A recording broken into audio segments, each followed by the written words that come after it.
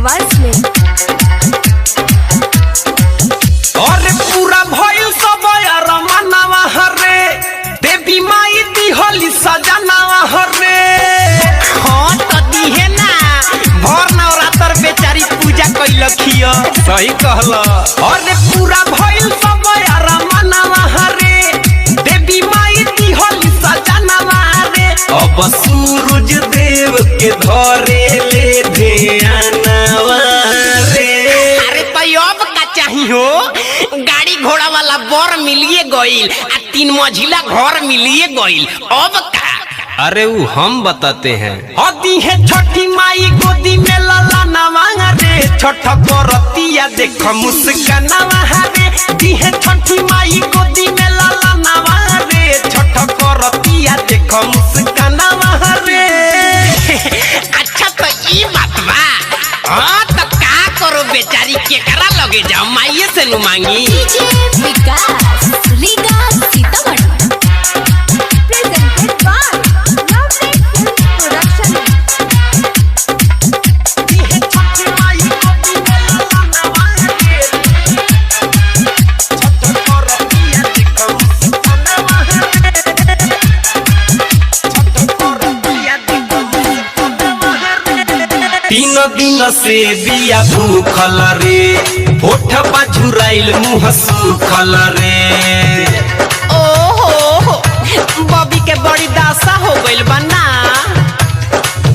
और 3 दिन से बिया भूखल रे, होठ झुराइल मुँह सूखल रे।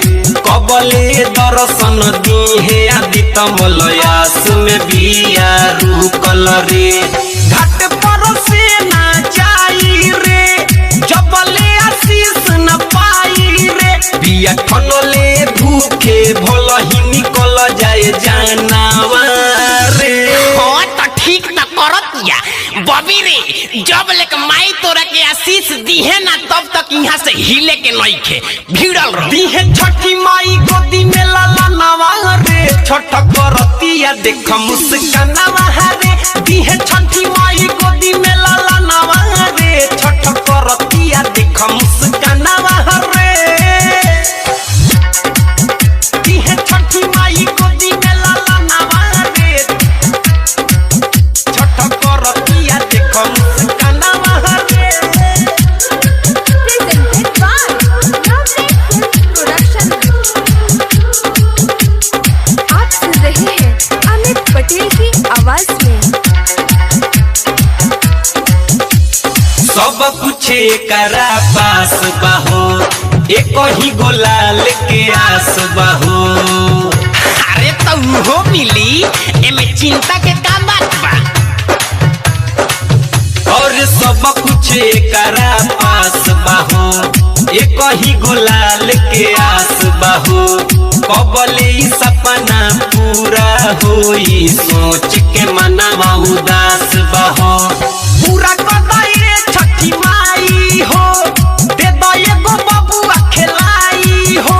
तो भर दए कर हमरो इहे बकहानावा रे। ओहो आई हो राम, ए छठी माई, ए सूरज बाबा, बॉबी पर दया करो। हदी है छठी माई गोदी में लाला नवा रे, छठ करतिया देख मुस्कानवा रे। दी है छठी माई गोदी में लाला नवा रे, छठ करतिया देख मुस्कानवा रे। और पूरा भइल सब रमनवा रे, देवी माई दिहली सजनवा रे। अब सूरज देव के धरे ले ध्यानवा रे। अरे वाह, हौ देखो माई के आशीष भइल, हो ते दिया देखो जर गइल।